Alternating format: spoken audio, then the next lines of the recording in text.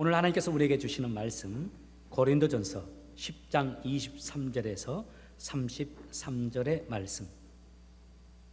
오늘 하나님께서 우리에게 주시는 말씀 고린도전서 10장 23절에서 33절의 말씀입니다. 우리 한 절씩 교독하도록 하겠습니다. 모든 것이 허용되었다고 여러분은 말하지만 모든 것이 다 유익한 것은 아닙니다. 또 모든 것이 허용되었다고들 그러지만 모든 것이 다 덕을 세우는 것은 아닙니다.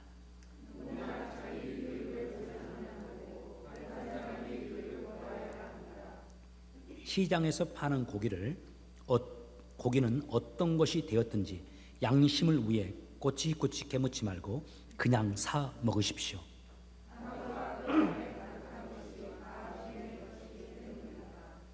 주님을 믿지 않는 사람이 여러분을 식사에 초대하여 여러분이 그 집에 가거든 차려놓은 음식은 양심을 위해 꼬치꼬치 캐묻지 말고 무엇이나 드십시오.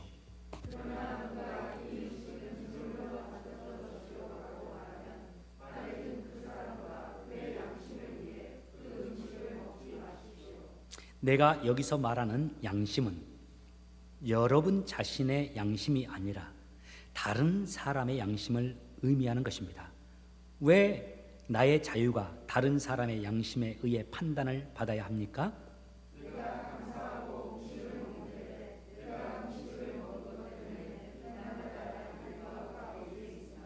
그러므로 여러분은 먹든지 마시든지 무엇을 하든지 모든 것을 하나님의 영광을 위해 하십시오.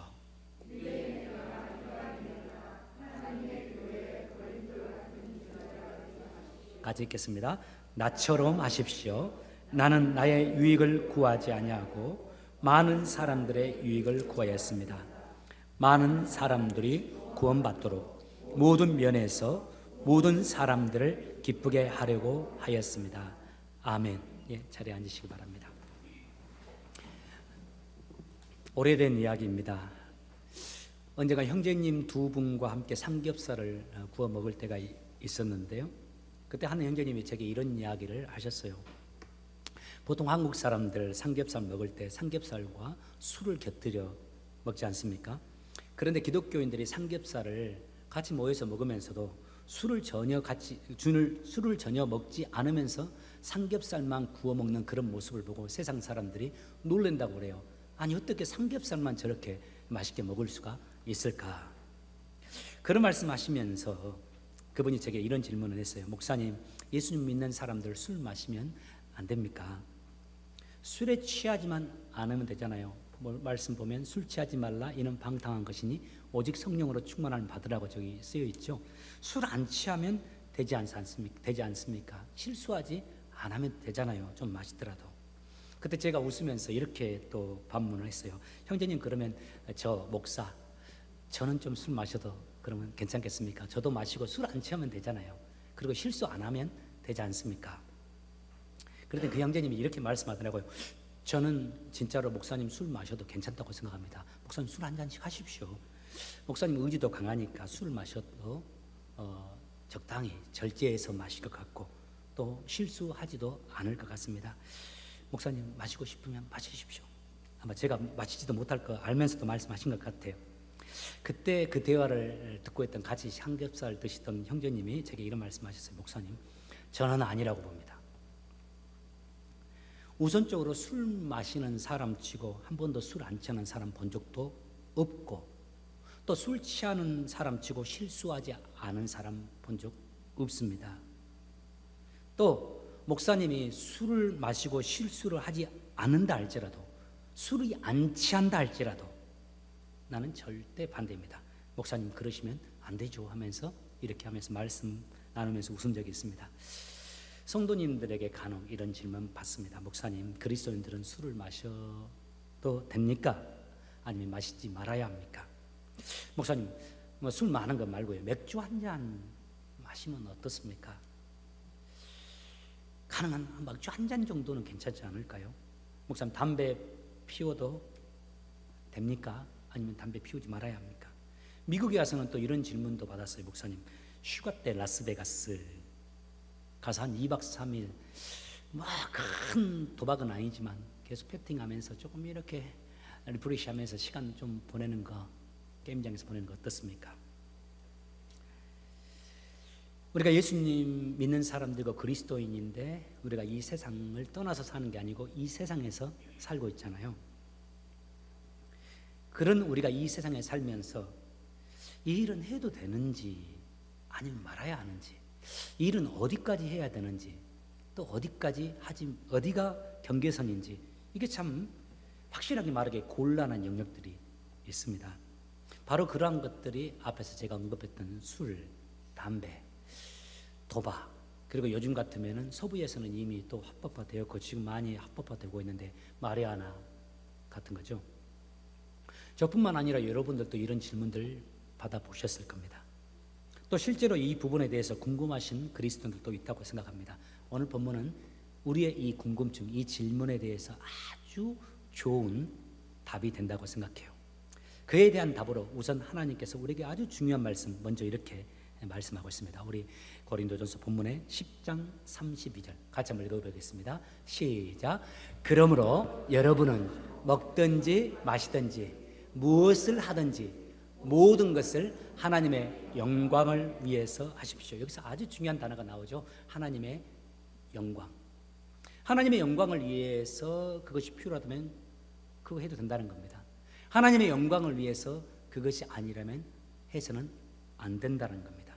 나의 행위가 하나님의 영광을 드러내고 하나님께 영광을 돌리는 행위가 된다면 뭐 괜찮다는 거죠.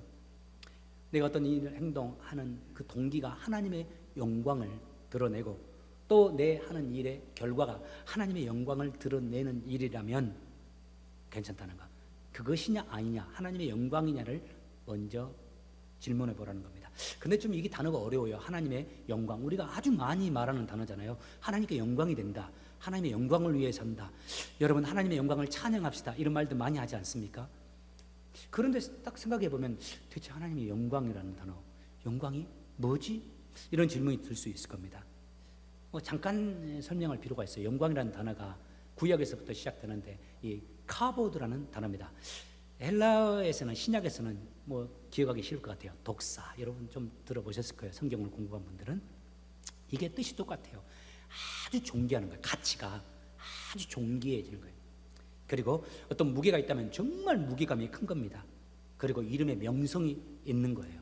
그리고 빛으로 따진다면 밝은 거예요. 자, 가치로 따지면 아주 가치 있는 것, 존귀해요. 그리고 무게로 치자면 아주 무게가 무거워요. 그리고 이름으로 친다면 이름이 아주 빛나는 거예요. 그리고 어둠이나 밝음으로 친다면 아주 밝은 거예요. 영광이라는 단어가 그 단어입니다. 적용해 볼게요. 자, 찬양 인도자가 이런 말 하지 않습니까? 우리 모두 하나님께 영광을 돌립시다, 영광을 찬양합시다, 이런 말 하잖아요. 그때 그 영광이 하나님의 이름, 하나님의 가치를 말하는 겁니다. 그러면 우리 모두 하나님의 가치를 높입시다. 하나님의 정말 존귀하신 분이라는 것을 우리가 인정하면서 그 존귀하심을 찬양합시다. 또 무게, 하나님의 그 장엄하심을 우리가 찬양합시다, 높여드립시다, 이 의미가 되겠죠. 또 오늘 본문의 말씀 고린도전서 10장 31절에 너희가 어떤 행위를 할 때, 먹고 마실 때, 담배 피우는 것, 술 마시는 것, 이것들을 결정할 때 이걸 먼저 질문해봐라. 하나님의 영광이 되는지, 모든 것을 하나님의 영광을 위해서 하라 했을 때 해석이 이거죠.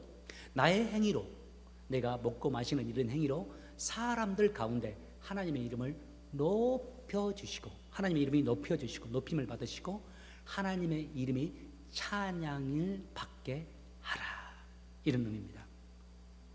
이사야서 43장 7절에서 우리 주님이 이렇게 말씀하셨어요. 내 이름으로 불려지는 모든 자, 곧 내가 내 영광을 위하여 창조한 자를 오게 하라. 내가 그를 지었고 그를 내가 만들었느니라. 하나님이 우리를 창조하셨는데, 우리를 창조하시고 우리를 구원하면서 하나님이 우리에게 원하시는 게 있다라는 겁니다. 하나님의 영광을 드러내는 하나님의 사람들이 되기를 원한다는 겁니다. 우리의 삶에, 우리의 모든 행위를 통해서 하나님이 높아지는 것, 우리의 모습을 보고서 하나님의 이름이 드높여지고 하나님의 존귀하심이 드러나는 삶을 하나님이 우리에게 기대하신다는 거죠. 여러분, 우리가 이 사실을 기억하면서 이 땅을 삶을 살았으면 좋겠습니다. 우리를 구원하신 하나님이 우리를 통해서 영광을 받기를 원합니다. 우리가 이 땅에서 아름답게 살면서 그분의 영광을 드러내는 삶을 살아내는 아름다운 자들이 되길 원해요. 이 시간 우리 축복합니다. 우리 모두가 하나님의 영광을 드러내는 그리스도인들 되시기를 예수 이름으로 축복합니다. 우리의 말과 행동을 통해서 우리 주님의 선하심과 위대하심이 드러나고, 그런 우리를 보면서 사람들이 우리 주님의 위대함과 존귀함을 찬양할 수 있게 하는 우리의 인생이 되길 원해요. 먼저는 우리를 통해서 믿지 않는 자들이 주님을 발견하고 주님께 돌아오게 되길 바라고, 또 믿는 형제 자매들은 우리를 통해서 더 주님을 알아가고 더 주님께 가까이 가고 주님께 영광 돌리는 일들이 있길 바랍니다. 그런데 이게 우리의 소원이나 마찬가지인데요, 이거 사실 쉽지가 않지 않습니까? 우리가 하나님의 영광을 드러내는 삶을 살기도 하지만, 우리의 삶이 하나님의 영광을 드러내기도 하지만, 때로는 부인할 수 없는 것은 우리의 모습이 하나님의 영광을 가리우게 되기도 합니다. 목회하는 사람도 목회자의 이 행위를 통해서 하나님의 영광이 드러나기도 하지만, 까딱 잘못하면 나의 삶의 모습으로 하나님의 영광이 가리워지기도 해요. 저희 가족에게도 우리 아이들에게도 정말 제가 마음을 쓰고 조심하고 애쓰는 이유가 혹여라도 나의 가정으로 인해서 하나님의 영광이 가리워질까 봐 애쓰는 거죠. 이거 쉽지 않아요. 자, 그렇다면 여기서 정말 중요한 질문입니다. 어떻게 하면 우리가 하나님의 영광을 드러내는 삶을 살 수 있을까요? 정말 이것이 우리 인생의 질문 아닙니까? 내가 하나님의 영광을 드러내는 삶을 살고자 하는 게 우리 인생의 질문이 어떻게 하면 살 수 있을까?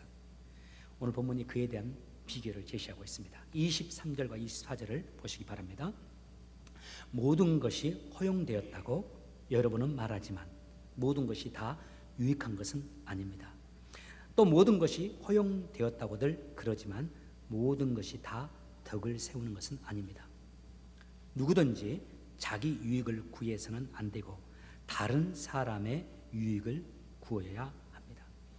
우선 첫 번째, 내가 하나님의 영광을 드러내는 삶을 살기 위해서 주님이 우리에게 제시하는 비결, 내게 자유라고 해서 내가 좋다고 해서 그 일을 행하는 것이 아니라 다른 영혼에게, 다른 이의 영혼에 유익이 되는 그것을 선택하고 그런 삶을 살라라는 말씀입니다. 다른 사람에게 혹은 한 걸음 더 나아가서 공동체에 유익이 되는 삶을 살아가라는 말입니다. 오늘 본문이 기록될 당시에 고린도 안에는, 지금 고린도서 아닙니까? 고린도 안에는 사람들이 고기를 살 수 있는 장소가 크게 두 곳이 있었습니다. 하나는 시장입니다. 또 하나는 신전들, 우상을 숭배하는 템플들이었어요. 시장에서는 고기 파는 거 당연하고요, 이 신전에서는 우상들에게 제물을, 먼저 고기를 잡아서 제물로 드린 다음에 그 고기를 버리지 않고 팔았어요. 제물로 한번 사용되어지고 팔았던 그 고기가 시장에서 팔렸던 고기보다 상당히 저렴했던 것으로 추정하고 있습니다. 템플 성전에서도, 신전에서도 그 제물을 팔았지만, 제물로 드려졌던 그 고기를 팔았지만 또 이 고기가 시장에 팔리기도 했어요.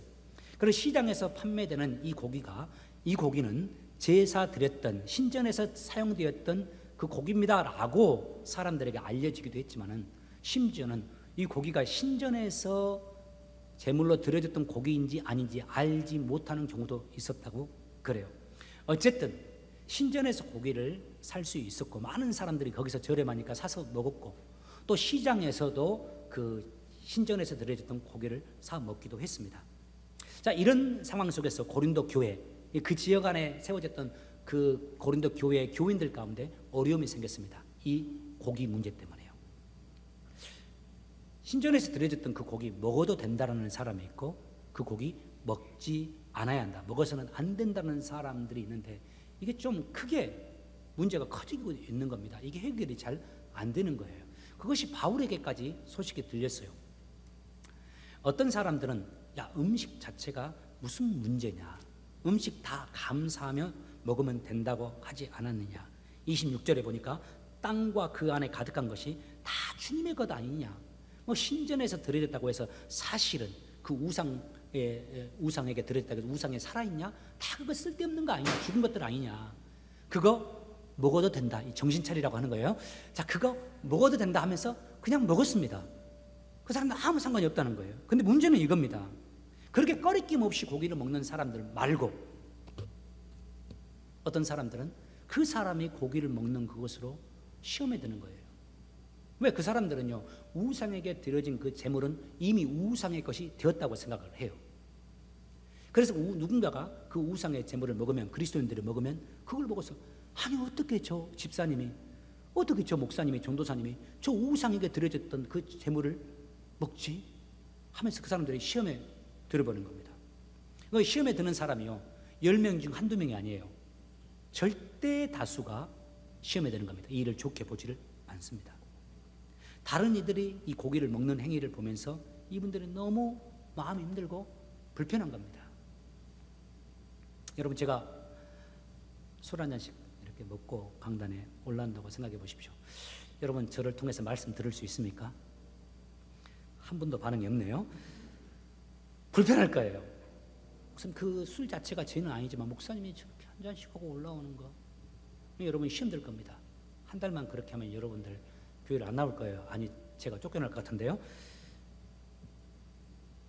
사람들 가운데 누구는 그걸 아무것도 아니지 않느냐, 사실 이게 자체가 죄냐, 이 고기 다 사실 하나님의 것 아니냐. 성경에 보면 디모데전서 4장 5절에 보면 이렇게 말씀해요. 바울이 말씀과 기도로 모든 음식이 거룩하게 된다고 그래요. 말씀과 기도로 모든 음식이 거룩하게 된다고 바울이 소개를 해요. 우상에게 드려졌던 음식이지만 말씀과 기도로 하나님 앞에 감사하면서 받으면 이거 다 거룩한 것이든 거다 하나님의 것이다, 먹을 수 있다. 그래서 사람들은 그 우상의 제물을 먹는 겁니다. 그런데 또 대다수의 사람들은 그걸 보고서 시험에 들고 너무 힘들어해요. 어떻게 저걸 먹을 수 있지? 자, 여러분 질문입니다. 여러분 같으면 어떻게 하겠습니까? 먹겠습니까? 먹지 않겠습니까? 먹어야 합니까? 먹지 말아야 합니까? 결론이 안 나는 겁니다. 이 질문이, 이 갈등이 사도 바울에까지 들렸어요. 사도 바울이 편지를 쓰면서 오늘 그 문제를 짚어주는 겁니다. 27절입니다. 주님을 믿지 않는 사람이 여러분을 식사에 초대해서 여러분이 그 집에 가거든 차려놓은 음식은 양심을 위해 꼬치꼬치 캐묻지 말고 무엇이나 드십시오. 자, 첫 번째 1차적으로 바울이 제시합니다. 먹으라는 겁니까? 먹지 말라는 겁니까? 먹으라는 겁니다. 분명히 먹으라고 그랬어요. 무엇이나 드시라고 그랬어요. 그런데 또 여기서 끝나는 게 아니에요. 사도 바울이 동시에 바로 이렇게 말씀합니다. 28절. 그러나 누가 이 음식은 제물로 바쳐졌던 것이요 라고 말하면 말해준 그 사람과 그의 양심을 위해 그 음식을 먹지 마십시오. 아니, 금방 전까지 먹으라고 해놓고서는 또 그 다음에는 먹지 말라고 그래요. 성경 잘못된 것일까요? 번역이 잘못됐나요? 우리나라 성경이? 아니에요. 똑같습니다. 다른 나라 성경도 똑같고 성경 원어에서도 똑같이 이렇게 말하고 있어요. 분명히 27절에는 먹으라 하고 28절에는 먹지 말라는 거예요. 어떻게라는 겁니까? 아니, 바울은 왜 이렇게, 하나님은 바울을 통해서 왜 이렇게 한 번은 먹으라 하고 또 먹지 말라고 이렇게 말씀하실까요? 그 이유가 뭘까요? 이 상반된 제시의 이유가 있습니다. 이겁니다. 다른 이들을 위해서 먹을 수도 있고 다른 이들을 위해서 먹지 말라는 겁니다. 자, 첫 번째 먹으라는 경우 여러분 내용 기억하십니까? 요즘 같은 이겁니다. 제가 신방을 갔습니다. 이분이 믿지 않는 분입니다. 이분이 저를 대접한다고요. 저는 알지 못합니다. 이 음식이 뭔지. 알코올이 좀 들은 음료수를 딱 준비해 놓은 겁니다. 저는 알코올을 많이 안 먹기 때문에 알코올 맛이 어떤 맛인지를 잘 몰라요. 그래서 주니까 거기에다가 또 아주 오늘 색다른 맛이네. 이 음료수가 너무 좋네요. 아유, 스테이크다. 이 음료수, 앞으로 이 음료수 사서 먹어야 되겠네 하면서 아주 제가 맛있게 먹을 수 있어요. 그날 좋았는데 다음에 갈 때 느꼈어요. 아, 이게 혹시 알코올 아니야? 이런 생각이 드는 겁니다. 이 사람 믿지 않는 사람이에요.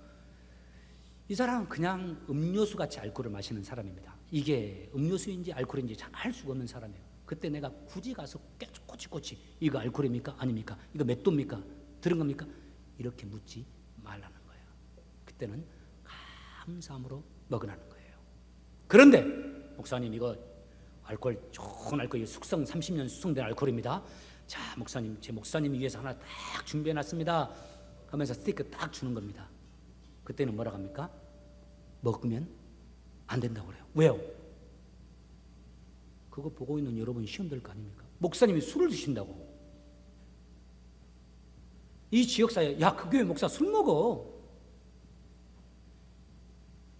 내가 그것을 먹으면 나는 아무 상관이 없을 수 있지만 다른 이들이 그걸로 인해서 시험에 들기 때문에 그렇다면 먹지 말라는 겁니다. 나의 자유인데 나는 아무 문제가 없는데 내가 그것을 먹음으로 인해서 사람들이 시험을 들어버릴 것이기에 그 가능성이 농후하기 때문에 먹지 말라고요. 한 걸음 더 나가서 바울이 이렇게 말합니다. 31절을 한번 보겠습니까? 같이 한번 읽겠습니다. 시작. 그러므로 여러분은 먹든지 마시든지 무엇을 하든지 모든 것을 하나님의 영광을 위해서 하십시오. 그 다음이 아주 중요합니다. 시작. 유대인이나 이방인에게나 하나님의 교회에 걸림돌 같은 존재가 되지 마십시오. 여기서 아주 중요한 표현, 먼저 먹든지 마시든지 무엇을 하든지, 술만 말하는 게 아니에요. 담배만 말하는 게 아니에요. 무엇을 하든지도 포함되어 있어요. 내 행동을 말하는 겁니다. 내 말, 내 행위, 내 사업하는 방식, 내가 세상에서 살아가는 모습, 무슨 행동까지 다 포함되어 있죠. 내 삶의 모든 영역 속에서 하나님의 영광이 될 것인지 혹은 하나님의 영광이 가리울 것인지 이걸 질문하면서 내가 행동하고 말하고 살아가는 겁니다. 나의 먹는 것, 나의 마시는 것, 나의 행위로 인해서 다른 이가 힘들어지지 않게 하고 다른 사람이 시험 들지 않게 하라는 겁니다.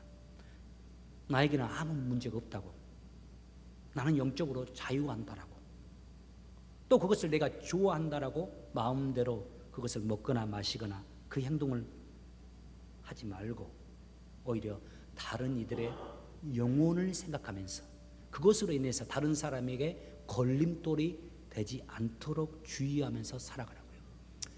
아직도 쉬운 성경은 잘 표현을 했어요. 걸림돌이 되는, 걸림돌과 같은 존재. 여기서 좀 이해가 되지 않는 부분이 있더라고요. 언뜻 보아서 내가 누군가에게 걸림돌이 된다, 이건 좀 이해할 수 있을 것 같아요. 제가 술을 먹으면 여러분들의 영혼에 걸림돌이 될 겁니다. 시험 될 거란 말이죠. 그런데 여기 보니까 교회에 걸림돌이 된다라고까지 포함이 돼 있어요. 그렇게 설명하고 있어요. 아니 우리가 어떻게 술을 한 잔 먹는다고 해서 교회에 걸림돌이 됩니까? 제가 언젠가 목회자 모임에서 챈틀리에서 목회하고 계시는 목사님과 함께 이렇게 교제하는데 그 목사님이 제게 와서 아주 조심스럽게 말을 걸어왔어요. 장 목사님, 참 너무 죄송합니다만은 제가 목사님과 목사님 교회를 위해서 한 가지 좀 드리고 싶은 말씀이 있어요. 목사님, 혹시 목사님 교회는 구역 예배 드리고 나서 구역장을 비롯해서 같이 구역원들의 술 한 잔씩 합니까? 우습더라고요. 저는 전혀 우리 교회 그러지 않기 때문에. 그러면서 하는 말이, 이 지역에 소문났어요. 또 우리 교인들한테도 들었어요. 프레드스버그에 있는 교회, 그 교회에 그렇게 예배 드리고 구역 예배 드리고 술 한 잔씩 한다고, 구역장이랑. 그 교회 참 문제라고 그러면서, 그런 교회가 무슨 교회냐고. 목사님 프레드스버그에 주차장 교회니까 내가 목사님 생각났는데 말씀 드릴까 말까 고민하다가 결국 오늘 이렇게 말씀 드린다고. 목사님 한번 그 사실 아느냐고 한번 살펴보라고, 확인해 보라고. 아유, 가슴이 철렁하더라고 나 진짜. 그 제가 또 언뜻 생각났어요. 프레드스버그에 우리 교회만 있는 게 아니잖아요. 그래서 그 목사님에게, 목사님 프레드스버그에 우리 교회만 있는 게 아닙니다. 다른 교회 3교회나 있습니다 했더니 그분이 너무 반가워하시더라고요. 아, 그렇습니까? 목사님 교회만 그런 거 목사님 교회만 있는 게 아니죠? 목사님 교회 아니겠죠? 하시면서. 그 다음 주에 제가 그 다음 구역 모임 때 제가 구역장님들에게 말했어요. 확인했어요. 혹시 여러분들 구역 예배 드리고 나서 술 한 잔씩 하시냐고. 내가 저 센터빌에서 챈틀리에서 목회하는 목사님에게 들었는데 혹시 그러냐고. 구역장들이 깜짝 놀라는 거면 전혀 그렇지 않다고 제가 이야기했어요. 만약에 그렇다면 그 구역 없앨 거라고. 구역장님들 구역장 다 못하게 할 거라고. 여러분 왜 그래야 될까요? 이 때문이죠. 그 이유로 인해서 하나님의 영광이 드러나지 못하기 때문이에요. 그리고 교회가 이미지가 실추돼 버려요. 뭐 그게 교회냐 이런 말이 들어와 버려요. 그리고 누군가가 이 지역에 이사 온다면 우리 교회로 보낼 수 있을까요? 만약에 우리 교회가 그런 교회가 된다면 오히려 그런 행위가 아무 문제 없이 나는 자유한다, 우리는 자유한다라고 할 수 있을지 모르지만 우리의 그런 행위들이 하나님의 교회에 걸림돌이 돼버리는 거죠. 저는 할 수만 있다면 우리 성도님들 다 술, 담배 다 끊기를 원합니다. 물론 아직 믿음에 연약한 분들이 있어요. 상당히 어려울 수 있다고 생각합니다. 저 이해합니다. 그리고 또 저는 이해해줘야 된다고 생각해요. 그 정죄하지 마세요. 저희 아버님도 참 안타까운 건데 집사로 평생을 사셨는데 마지막 돌아가실 때까지 아주 취하진 않지만 술, 담배를 못 끊고 돌아가셨어요. 우리 아버님 예수 안 믿는 사람 아닙니다. 그 술, 담배 영역에서는 평생을 끊지 못하고 살아가시는데 너무 안타까웠어요. 이해해 주길 바라요, 그분들. 그러나 할 수만 있다면 여러분들 끊으시길 바라고, 그리고 또 혹은 믿음이 연약해서 아직도 술을 끊지 못했다 할지라도 교회 모임에서는 그러지 않기를 바랍니다. 또 혹시 성도들이 함께 참여한 잔치라든가 이런 모임에서는 특별히 내가 먹을 수 있어도 안 먹었으면 좋겠어요. 왜냐하면 주님의 영광이 가려져 버릴 수 있거든요. 십자가의 영광이, 복음의 영광이 가려져 버릴 수 있어요. 그리고 또 그걸 보는 다른 사람들이 시험에 들어버릴 수가 있기 때문입니다. 바울이 고린도전서 8장 13절에서 이렇게 말합니다. 그러므로 내가 먹는 음식 때문에 내 동료 성도들이 걸려 넘어지게 되면 그 사람이 걸려 넘어지지 않도록 하기 위해 나는 평생 고기를 먹지 않을 겁니다. 다른 영혼이 내가 이것을 함으로 인해서 시험에 든다면 나 차라리 고기 평생 아예 안 먹어버리겠다고.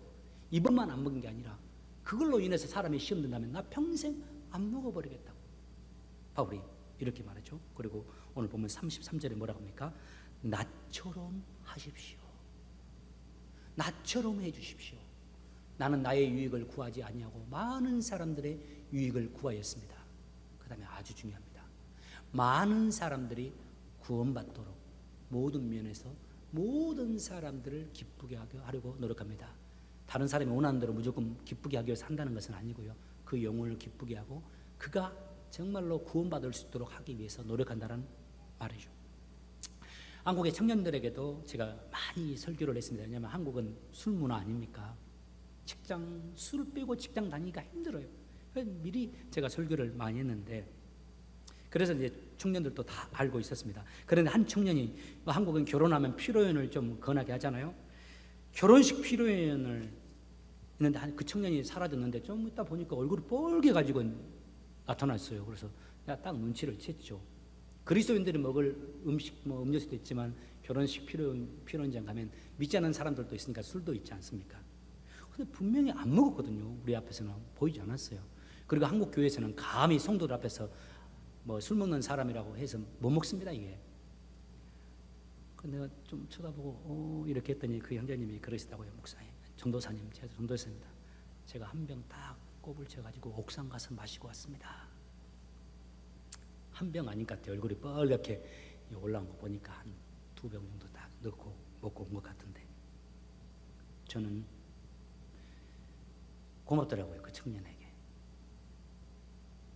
제가 그 청년에게 고마워요 하면서 제가 이렇게 안아줬어요.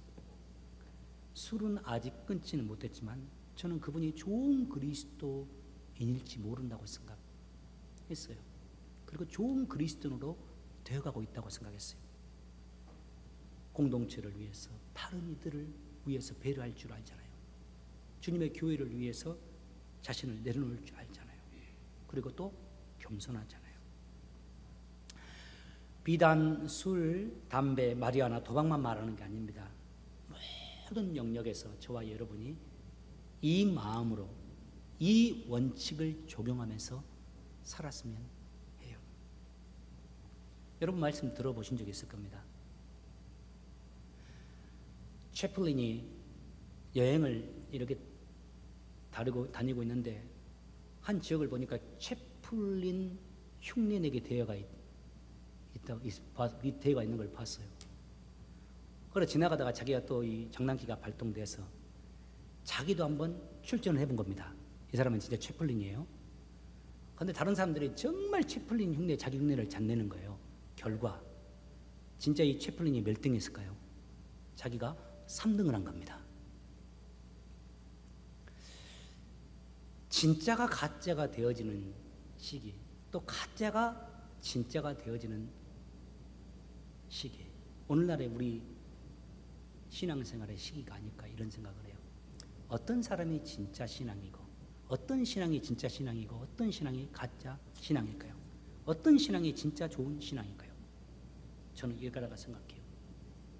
나의 모든 삶의 영역 속에서 먹는 것이든지 마시는 것이든지 모든 행동 속에서 이것이 하나님의 영광을 드러낼 수 있는 것인지를 생각해 보면서 행하는 겁니다. 한국 어떤 집사님이 내가 택시 운전을 하면서 평생을 살아가는데 택시 운전하면서 정말 진상들 많이 만나는데 그럼에도 불구하고 이 앞에 십자가, 이 택시 앞쪽에다 십자가 붙여놓은 겁니다. 이 십자가를 붙여놓고서 내가 이 십자가의 영광이 이 사람에게 전해지도록 하기 위해서 정말 그 어려운 사람에게도 내가 최선을 다합니다. 이 말씀을 하셨어요. 하나님의 영광을 위해서 매사를 살아가는 사람, 그 사람이 저는 최고 그리스도인이고 가장 신앙의 경지에 높은 경지에 올라 있다고 생각합니다. 다른 사람의 영혼을 위해서, 다른 사람의 영혼을 구원하기 위해서 내 자유를 스스로 제한하고 내가 얼마든지 할 수 있는 일이고 내가 좋아하는 것이고 어느 누구도 내게서 빼앗을 수 없는 권리지만 스스로 이 권리와 이 자유를 내려놓고 하나님의 영광을 위해서 살아가는 사람, 하나님이 그 사람을 가장 존귀한 자로 여길 것이고 그 사람들을 통해서 하나님의 나라는 이루어질 겁니다. 여러분, 우리의 말하는 스타일도 내 이 말하는 말투조차도 하나님의 영광을 드러내기엔 좀 부족하다면 이 말투도 바꾸길 바라요. 내 삶의 모든 영역 속에서 내 행동 하나하나가 하나님의 영광을 드러내지 못하는 것이라면 이것도 바꾸고 하나님의 영광이 드러낼 수 있는 모습으로 변화하면서 정말 우리가 언제 주님이 이 땅에 오시고 언제 주님이 우리를 부르실지 모르지만 그날까지 이렇게 하나님의 영광을 위해서 살아가는 저와 여러분 되시기를 주의 이름으로 축복합니다. 우리 다 같이 자리에서 일어나시겠습니다.